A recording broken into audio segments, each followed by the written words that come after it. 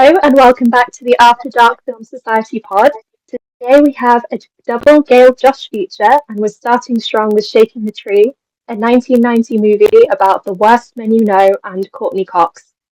She's suffering through it and so are we. I'm Chloe. I'm Ashley. B. And I'm Sunny. Anyway, we are in Chicago back in 1990 and does anyone want to walk us through the plot? No. Yeah, I don't know. Yeah. This movie's already brutal enough to watch. I mean, okay, look, so there's four guys. There's the one in the sweater, the one who's a White Sox fan, the bartender, and Gale. We have Courtney Cox and we have the guy who's a White Sox fan, his fiance. And there's a blonde student. Who wants to fuck the sweater guy who's married to Courtney Cox.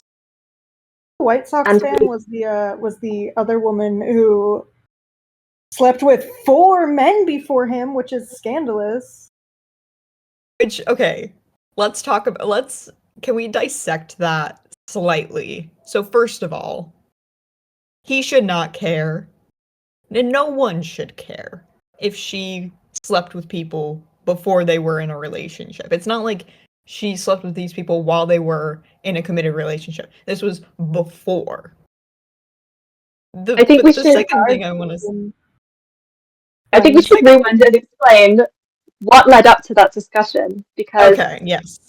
Out of nowhere, she didn't just say there were 4 guys. They were in bed, and he was talking to her about business trademark, and she was trying to seduce him, like kissing on him, and he was like, no, give me my glasses back. And so she kind of gives him the cold shoulder. I don't know what happened after that. He goes full male podcaster.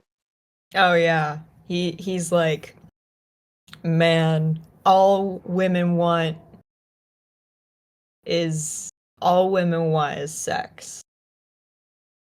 They don't even care about my feelings. Or something like that. That's pretty accurate. Should we try to explain the rest of the plot? What plot, B?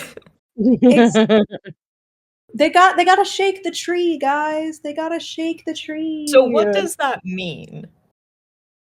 It's a few Christmas trees. Stir things up. I think they're like this is my interpretation of it, is they're saying sometimes you have to shake the tree because life can get boring if it's the same all the time. So, like, the teacher dude in the sweater decides to shake the tree by fucking cheating on his wife. Student. And wife. The Red Sox guy or whatever, White Sox, I don't know. White Sox. I don't know anything about baseball, so he shakes the tree by like getting mad at his fiance for no reason, making his fiance break up with him. Yeah, and then Gale just straight up is crashing out the whole time. He's gambling his whole life away. He bets like $10,000 on a horse race. Yeah, it's crazy. And then the bartender guy shakes things up by deciding not to be a bartender anymore. Which he does in the last 15 minutes of the movie. He's actually I'm quitting. Until then. 3 different definitions of what shaking the tree is. I think the most important definition of shaking the tree is this movie all of us so hard that we don't want to ever speak about it again. I mean, okay. So, okay, just to continue on with what the movie's about, somehow, it's these 4 guys and they have this, the life is happening and they keep making decisions that are not benefiting themselves, and like that they're not, none of them are happy with their lives and they're trying to figure out what Gale thinks that if he moves to Europe, that he'll be able to like figure it out. And the sweater guy, Michael, is it? Yeah. Yeah. He's like, oh, like I don't, if I have a baby, which like she's 9 months pregnant. It's not like they're thinking about having a baby or like they've just found out and he's in shock. Like it's been 9 months for you to prepare and think about this. He's like, Writing a book the whole time? Yeah, he's been writing a novel, which she's like encouraging him to do, but whenever she encourages him, he's like, "Ah, I don't want to work on it." God, get off my dick. Here's the thing. This script is awful. And someone say something good about this movie. Gale Hansen. Gale's outfits. Slay. He's slay. He is truly the only good part. Yeah. I want to know what he saw in this script. A paycheck, probably. Yeah, I was gonna say. The rampant misogyny that happens in this script. Like, I know, like, actors play characters that, they disagree with all the time, and, like, it's not indicative of who they are in real life, but, like, it makes me so mad when I see movies like this. I guess, like, because I may have mentioned it before, but I went to writing school and, like, God, they hammer home so much, like, how, it's so difficult to get in the industry and to sell your script and to sell your story. You really need something, like, fresh and new, to make something, to make a name for yourself, this, that, and the other. Just to see movies like this get made, where can we skip ahead to the scene where they're in the building? God. And just talk about that for a sec. Unpack the Andrew Tate of it all. I don't know where to start with that one. Like, take a shot every time they mention balls. For straight men, they talk about dick and cock a lot. Like, a lot. It's very aggressively straight. But it circles back into being gay as hell. Yeah, I don't know. They're insane in this movie. Like, there's nothing worse than hearing like men yap about bullshit and pretending they're better than everybody else, but then also knowing that a man wrote this script and was like, yes, this is cinema, is actually insane. Also that a bunch of other people signed off on it and were like, yeah, this is good enough to make. I think the one redeeming and a lot of it's like, all women want is dick. Yeah. Like every time they open their mouth, they're basically just saying, I hate women. Like, I swear to God, the whole movie. Like the couples, like I'm not even convinced the couples actually like each other in this movie. They don't. None of them do. What was the one redeeming quality, Chloe, that you were gonna say? One of their wives leaves them, and then he has a crash out about that, and he can't seem to understand the Andrew Tate of it all. Circle back. For real, the fiance who was trying to seduce her man, but he was like business trademark. She does ditch his ass immediately, and she gets out of this movie. And he's like, "What? How could this have happened? It's not like I was just shaming my wife or fiance for having slept with 4 people before we knew each other." 4. It's difficult to even think of like intelligent things to say, or even like I don't. Also, it was like, because we had the struggle of our audio was not synced right, so it made the whole thing feel like some surreal art film. Yeah. especially towards the end when Gale has his ultimate crash out. Okay, that is when the audio is synced up. That is actually a really good scene. Yeah, Okay, which there we go. if That's we should redeeming. we should discuss that part because it's actually decent. Um I'm trying to think like what plot point we should fill in before we get there, but really there is no plot to this movie. It's just men being He fucking bets assholes. 10K on a horse race and he loses it. Yeah, and then His his family grandpa won't help him. refuses to help him, yeah. So doesn't his grandpa like end up paying but then disown him or something? Yeah, it says get out. And then his two buddies who are gonna go out for New Year's show up at his house, and they're like, he's like sitting in the like closet by himself,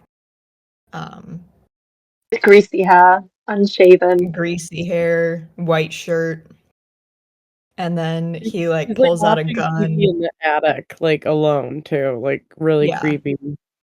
and then he goes and he gets a gun and he's like, oh, my father won't love me. My father doesn't love me, and um I'm 27 and I don't know what I'm doing with my life and I hate myself. It is a lot better of a monologue than I'm making it sound. Yeah, it's more But just like him crashing out for not knowing what to do with his life, which you know what, at 27 is pretty valid, so it's a little bit relatable. I think it's relatable to feel that way. I Yeah, don't not what he does.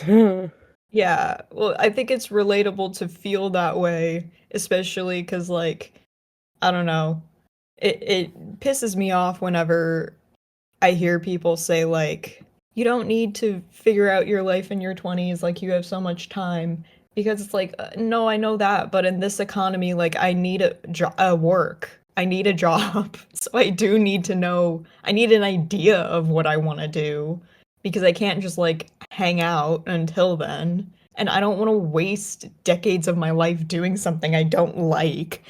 You know, just to look back, like when I'm 90 and on my deathbed and I think about, you know, what I've accomplished. And even if I'm surrounded by my, you know, beloved 18 grandchildren, I'm like, God, I spent my entire 20s and 30s in a job that I hated. That was I think the only 20s and 30s I'm ever gonna have. And I did it like a jackass, you know? Yeah. he's got a comparison of his friends around him, which is also something I think everyone can find quite relatable. Because he's got the one friend married with a baby on the way. Whether the friend wants that or not is a different question. We've Right. got the friend who's, you know, has a wife for a while anyway, a fiance, has the big business job, he's thriving, and then even the bartender, he's got something very solid going for him. Whereas Lee is on the fringes, hanging out in bars, hanging out with some very dodgy, gambling circles that threaten him physically when he can't pay up. Mhm. He's not in the same place of life as all of them, and I feel like even though he's very much the fun friend, I think he can feel that being a drain on everybody around him. He's not even like a massive dickhead like the other ones are. Like he's actually a very reasonable, I mean, other than gambling away money that he doesn't have, he's actually a very reasonable person. And so, like, yeah, it's actually a very like poignant moment of the movie that lasts maybe 3 minutes. And he's, you know, he's like put the gun to his head and he's like, I'm gonna do it. I'm gonna kill myself. And then he doesn't. And his buddies are there and they get the gun away and they're like, here, have a drink of water. And then their friend with the baby calls and is like, um, my wife is going into labor, baby's on the way, and they're like, let's all go to the hospital then. like their friend didn't just want to kill himself. Get what they were going for, the contrast of life and death and everything that could be very poignant, but instead, friend tries to fight the doctors and nothing is resolved by his whole crash out. Like, they just go back to normal. Yeah, they're playing cards by the end of the game, by the end of the movie, like they were at the beginning, and they all have like the same issues. They all are still, like, uh, what was the arc? What was the change? They There's shook a the baby tree, now. nothing happened. And so you're just left to wonder, why did Gale Hansen do this movie? He's better than this. It had to have been a paycheck or something. Or maybe he was like, I'm getting at least the most decent of the guys, which is saying something, because even he's got a lot going on there. Yeah, it comes from a rich family and stuff. Yeah. I mean, a grandfather who has an insanely fake Irish accent. I don't know what you're talking about. It's completely real Irish to me. Sounds just like my Irish ancestors. The name Sully, we should have seen it coming. for Sullivan, which is really funny. What do you think his book was about? Did he say? Sleeping with students, probably. I don't know. It was probably another thing to like mansplain to everyone. Well, let's brainstorm. What was his novel about? The about a writer writing Why his I'm better than typewriter. everyone else. Is it like a mystery novel or an erotica, maybe? The erotica would be low-key crazy, because imagine he like wrote it about like hooking up with one of your students, and the whole time he was just doing it for new plot points in the book. He was flirting with a student or whatever and gave her his house phone number, which is crazy. Yeah. So she started calling the house. Well, so okay. He's a teacher at a college, I guess. And I would understand in 1989, like, here's my office number, or, leave a message on my answering machine at home or something. Like, that's one thing, because they don't really have, like, emails yet. Yeah. But, like, when she starts calling the house and is going, I was touching myself thinking about you, that is when the phone number privileges should get revoked. Yeah. Actually, because a lot of landlines, you could have somebody on the different headset just listening to the call. Yeah, easily. So, interesting choice. So he should have lost his job. Don't forget to point out the fact that he like knows it's her and he's in front of his wife, so he's pretending His it's pregnant wife. like it's just like a scam call or something. I don't know. I don't remember. And she's like getting more turned on by the fact that he's like ignoring what she's saying because she knows he's with his wife, which is a whole other She wants thing a of threesome weird. with the wife.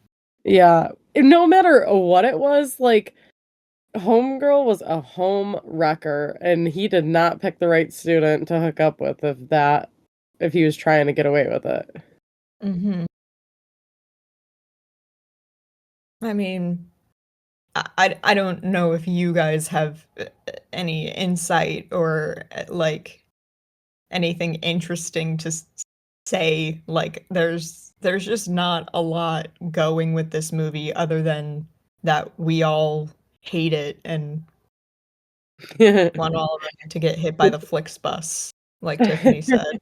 It provided Gale screenshots, and we saw Courtney Cox always had talent, even if other people didn't see it before Friends.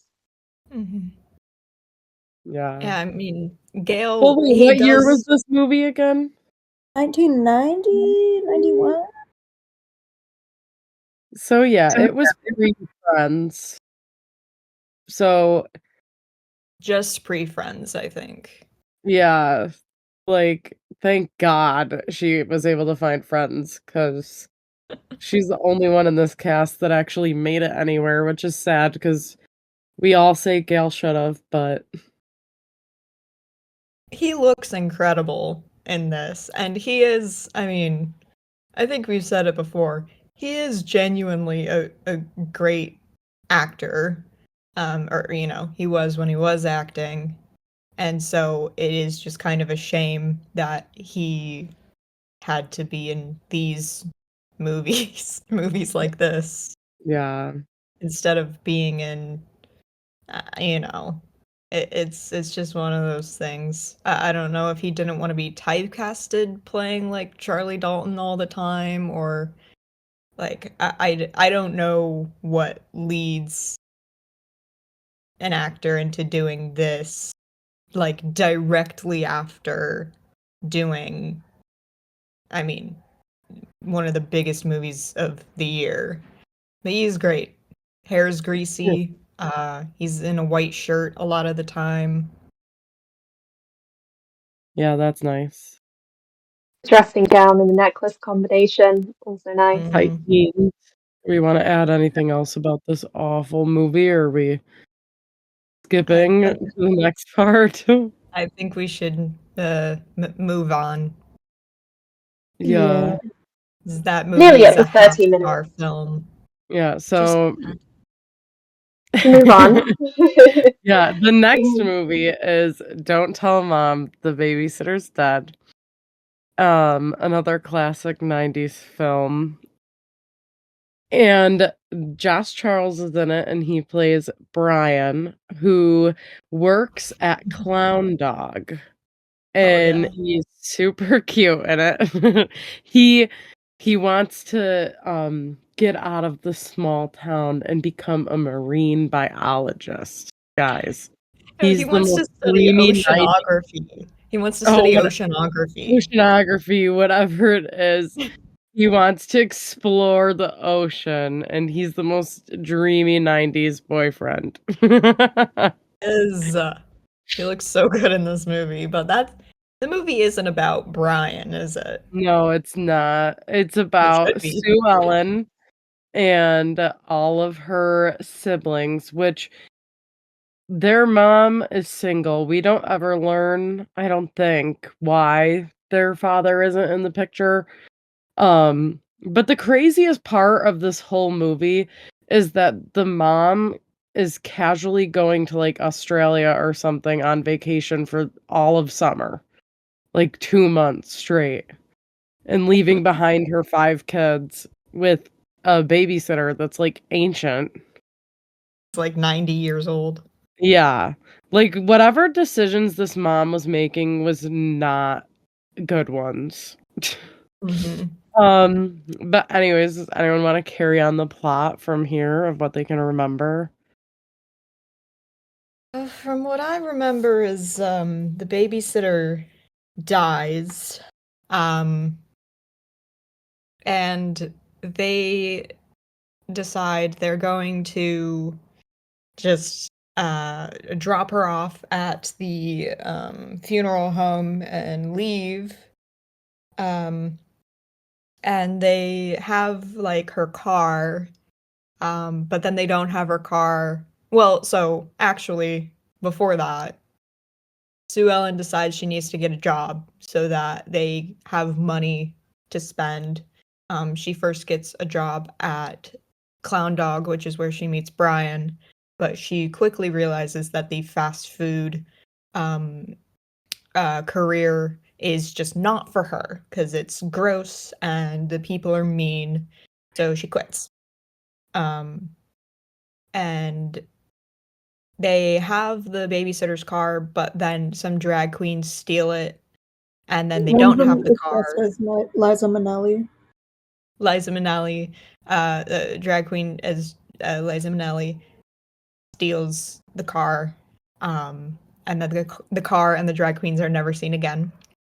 Um, But then, so Sue Ellen, she gets a job starts off as like a receptionist at a big fashion company, like a assistant to the CEO kind of job, and she's making good bit of money. She completely lies on her resume. She's like 17, not supposed to have a job like this. She takes money from the CEO for her family, for her siblings. And then they throw a fashion show at her house. And then the mom comes home. And then the movie's over. Yeah, Yeah. there's a few things missing. So the reason Sue Ellen needs a job and to get money is because all of the money that the mom left them was in the dead babysitter's purse that they turned in with her body when they So they were dropped it off. morons. Yeah, they're morons. They're idiots. And we're like, this is awful. They straight up drop this dead body with a note that says like, nice old lady, like, died of natural causes or something. We didn't kill her. Yeah, and these kids just straight up dip, which is crazy. What else there? Oh, so while she's at her job, she's obviously lying about her age and everything. And the other receptionist girl or something straight up hates her and is like trying to get her downfall. And then you find out that it's Brian's sister, which is also crazy. So Brian and Sue Ellen, they like start seeing each other very casually. And he's like, she's stressed out about having like a big girl job. But he's like the reminiscence of a time before she had to have a full-time job. But she like can't tell him really anything about what's going on. I don't know why. I mean, because he'd probably be a responsible person and like tell his parents or something, but they kind of have a falling out, and he goes to his sister for advice, and that's how they find out that they're related, because he brings her lunch from Clown Dog. Which, now that we're back on Clown Dog, we should talk about that uniform. I don't know what you're talking about. It's a perfectly normal and beautiful uniform. No, because that's what I'm getting at. Josh is adorable in it. It's like all white and it has like the red pinstripe down the side of the legs and a yellow bow tie with the paper hat. And he's So just when he takes the paper adorable. hat off, and his like swoopy 90s boy hair This comes is the out of most it. perfect Josh Charles hair in any movie, arguably. Like, Sean Hunter, who? No, it was Josh first, okay? Because it was iconic. He's really pioneering this look. Yeah. He really, like, embodies the kind of irrelevant boyfriend role in this thing. And it almost makes it worth the watch on that alone. But Don't Tell Mom the Babysitter's Dead is actually just one of those, like, silly, goofy 90s movies that's so fun to watch. Like, it's not Doesn't anything take itself special, too but it's seriously. Yeah. I mean, It's a like, Freaky Friday vibe. yeah. Yeah, kinda. You got them dropping off dead bodies, you know, drag queens stealing cars, like, and her brother. We have not gotten to her brother yet. De-ossified my boy. Yeah, he he went was from being he like was stoner, lazy guy. he was like a punk stoner guy, and he decides he wants to become a chef, and he cuts all of his hair off and he starts wearing not leather anymore. Awful. Awful. Yeah. And then him and his sister start taking on like this parental dynamic, and they Which is bicker really weird. in life, which is so weird. It's like the only part of the movie that probably makes you actually like go, okay, wait a minute, what's going on here, for already being kind of a crazy concept of a movie. Um, but honestly, Sue Ellen was ahead of her time because she was girl bossing before people knew what girl bossing was. She she delegated her workload to other people in a way that only a true girl boss could. Yeah. She's the icon of this whole film. I know we're missing more about it, but it is just such a good movie. Arted, very silly. Also, her boss's wig.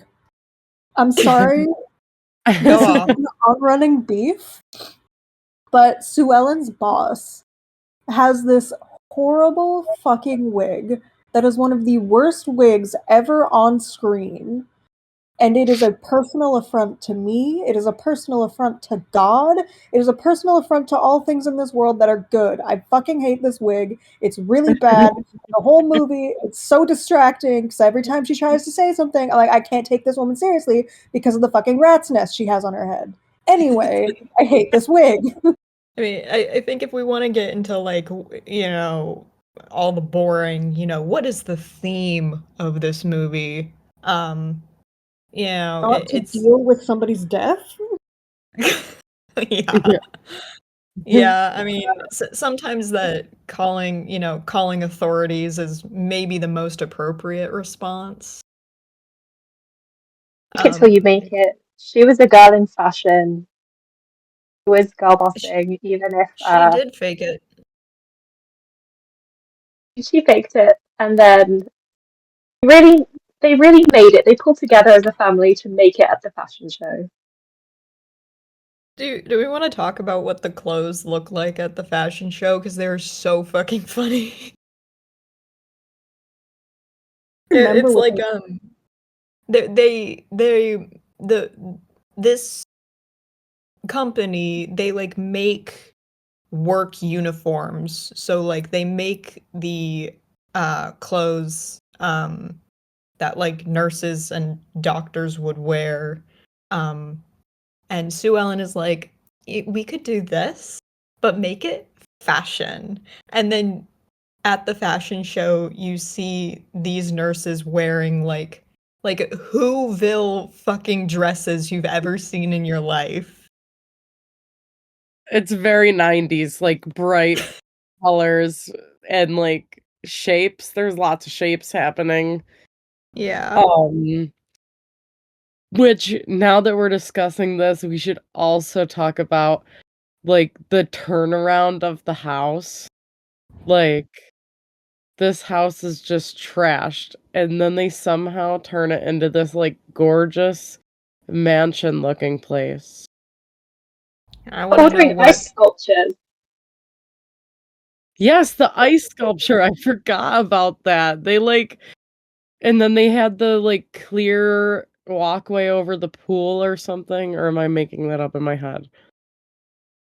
Yeah, they have the walkway around the pool. Yeah. It's like it's like a $50,000 event that they're holding at this person's house. Um, which like is already wild, but when you remember that she's 17 lying to these people about being an adult. Kids were pushing each other off the roof like days before this event happened. Yeah, that's true. Because the one kid breaks his leg. from falling Yeah, off the roof of the house. they're like shooting clay pigeons or something. Off the Yeah. roof. I don't the other funny part about this whole movie is like she's like 17 and everyone thinks she has like 3 kids and like owns this house by herself, and like she's very clearly young looking. Like I could see her deceiving them a little bit. Then there's like a guy in the office that's dating her boss but then also trying to sleep with her. Gross. Yeah, But I mean, it's got a lot going on. It but really like, is a 90s nostalgia film for sure. yeah, I mean, I would love to know what people thought of this movie like when it came out, but like you know, as silly as it is, um like the kind of idea it's presenting about, you know, oh, being young, it's so easy. When you grow up, it's hard. But like how teenagers and the youth, they have this idea of being an adult that it's just like doing whatever you want, buying whatever you want, you know, having a grown-up job and, you know, fancy clothes and stuff. And then when you are actually an adult, you yearn to be 12 again. And you're like, oh, if I could go back, I would do it, you know, all differently. I wouldn't be wanting to be an adult so bad. Um, like how often, like that's kind of why the mom, I think, goes on the trip, is to like not be an adult for a little bit and just go fuck off to Australia for a few months. Um, I don't know. I don't know if that resonates with anyone or if you guys have like anything to say about that. It's just a classic sibling dynamic. The older sibling trying to hold it together, the little kids stealing the cash she's already stole for food to buy a stereo system, the middle brother deciding, oh my god, I can't take this after having the time of his life with the babysitter away. It stands up to anyone with siblings. But you're just saying that because you're the oldest. Oh, I am, absolutely. Yeah, I, as the youngest sibling, relate most to stealing everyone's stuff and then having to clean up the entire house. The youngest, as the youngest sibling as well, I also relate to just stealing shit. I didn't buy an entire like stereo system, but I would like take my sister's clothes. That made her really upset. I would go into my brother's room and just like the idea of me being in his room sent him into a rage because I got like cooties in there or something. Okay, so when I was younger, so my sister and I, we never really shared clothes, but we didn't live together at this point. She had already moved out and she lived about an hour away, so we saw her semi frequently. But I was missing this dress of mine, and we met up with my sister, and she was wearing an identical dress, and I was like, oh my god, is that my dress? And she looked me in the eye and went, no. And I, being the gullible fool, I went, okay, yeah, she's telling the truth. And this went on for a year. It was mine the whole time. So, Of course it was, dumbass. I know, I chose to believe she was a good person, okay? Well, there's your first flaw is older sisters are never good. I chose to believe in the inherent goodness of people, and look where that got me. a lost dress. And even One my time- mom was in on it too. Because my mom knew it was mine. But she didn't say shit. She didn't say shit. Wow. You didn't want to deal with it. Yeah, that's facts. One time my sister took one of my sweaters and I just like offhandedly said when I saw her wearing it, I was like, that's my sweater. And she got so fucking mad at me because she was like, you take my clothes all the time. You can't complain about me taking. And I just want to say, when she says I took her clothes, I would take like a nondescript shirt. And it was often put in my laundry pile, therefore it was mine. Finders keepers, okay? Finders keepers. And she would always go, "That's my shirt. I've been looking for that shirt." Like she didn't have a million other shirts. But this sweater, it was distinctly my sweater because it didn't fit her. It fit me when I was 8. I just think all older sisters should be executed. With a brother, you would think I wouldn't have this issue, but instead he steals the most random stuff. So I had a hairbrush go missing, my smoothie maker, my blender is gone. He took that to uni. Any random thing that I actually really need is gone. My brother, because he's the middle child, he was really bad for stealing my sister's like games and movies. And he would go into his room and he would never put them back in the proper case. So there would just be a stack of DVDs of games just raw dogging, no case, stacked on top of each other. And he would hoard them, and you would go in every once in a while, and you're like, why the fuck do you have 50 DVDs just on your nightstand? Yeah. So real. Yours. I think, like, in the scenario that I think that me and my siblings were a little bit more, like, functional than Sue Ellen and her siblings, where, like, the moment they're given free reign to do whatever, they just, like, literally do whatever they want. Like, I feel like if this happened to my siblings where, like, our babysitter died and we weren't able to call our parents for what, because, I mean, that's what we would do, is we would call our parents. But, like, I just feel like we would just, like, watch a bunch of Disney movies all day. Like, we wouldn't be doing all this nonsense until someone like came and got us. Yeah. Liza Minnelli wouldn't be stealing your Buick. I mean, not with that attitude.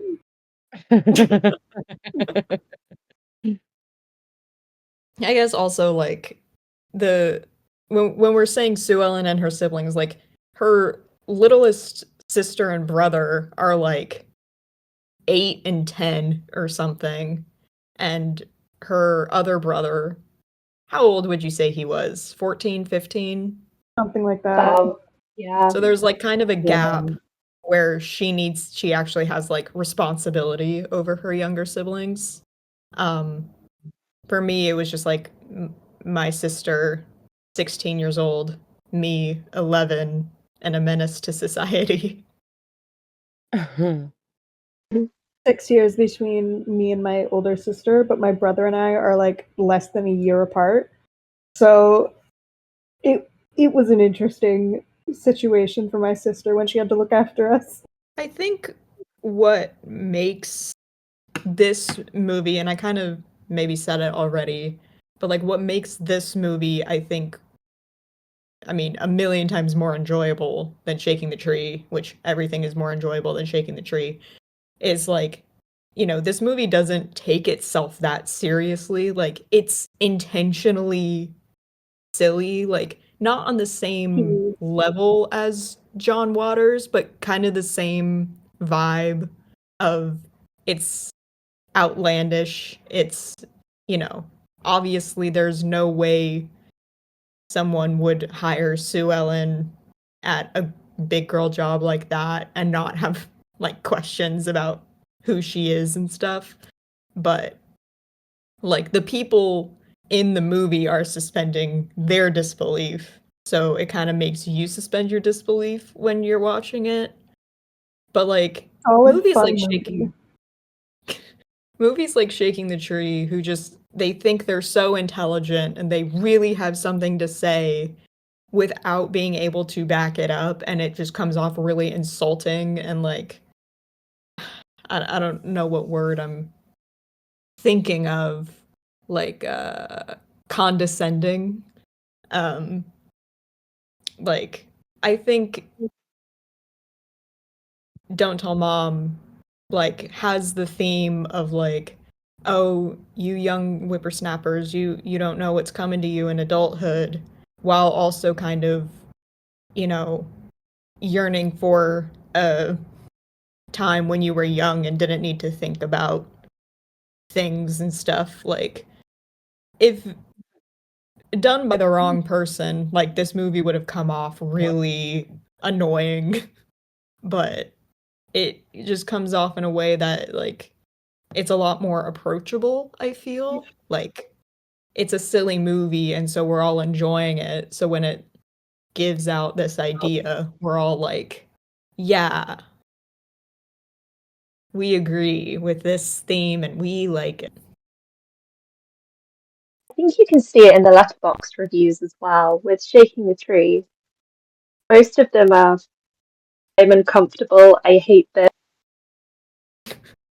Don't tell Mum, Gale is why we're here. But yeah, with this one, it's more, it's quotable, it's funny, it's lighthearted, and people are just having a good time. Into it expecting like the most amazing movie you've ever seen. But Actually, it I doesn't don't know if this is in your Yeah. notes, but I think that they adapted this into a TV show somewhat recently, didn't they? No, I was just gonna bring it up. I was waiting. They just remade it. But they did a race swap. So it was like a black family instead. And it just was in theaters like in the fall or something like that. I should look at the reviews now because I don't know if anybody even knew it was happening or I thought that it was like a mini series. I didn't think it was like a remake. yeah, it was a remake. It was a movie. I remember going on like my Regal app and seeing it there, and I was like, when did this happen? Oh. Yeah, 99 minutes, 2024. So yeah, in the fall. Reviews aren't bad. Kind of like a 3 out of 5 stars, people are saying. Mm. But is it as funny and corny as the original? Yeah, exactly. I wonder if we need to like check it out and see. I think I will hold a bias to the original Yeah, me over. too. I grew up with that one, so no matter what you do, that one's gonna be my favorite. And Mhm. the original once again has Josh Charles slinging dogs. So Yeah, Yeah. exactly. I wish he That's would the sling whole his point. dog at me. jail 10,000 No, Sorry. it's so valid though. jail. It's so valid. Sorry. Had it not That's been you to say it, it would have been me. what I use. Yeah. But yeah, I guess anything else you guys want to add? I hope that Brian pursued his oceanography degree or whatever. I hope he got to find the Titanic or something.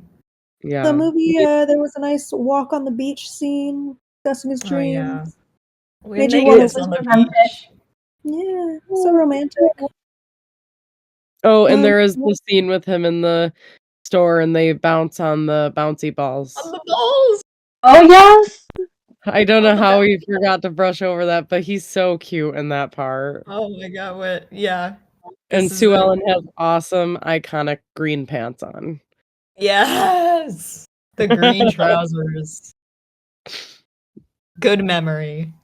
Yeah. But movie. yeah, those Yeah. are our movies for the day. If there's Yeah. anything else I would like to add, it's I'd really like to hammer in just how fucking bad Shaking the Tree is. I mean, Don't watch it's it, like, hard you to save yourself the time. it's hard to say that. Yeah, it's hard. Like if it's hard to recommend. I'll say that much. That it's one of the. It's not even like so bad that it's good.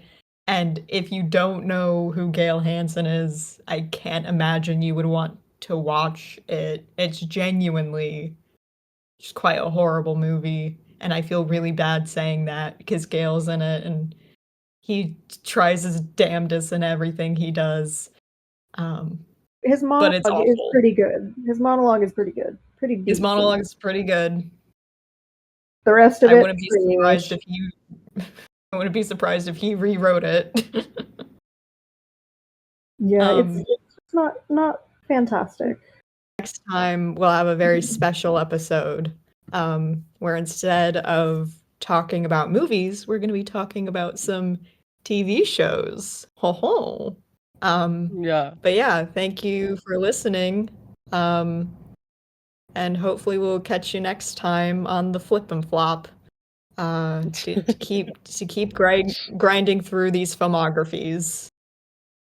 We are God's bravest soldiers. Yeah, Really. unfortunately. Honestly. We're just too hot. Too sexy. Yeah. All right.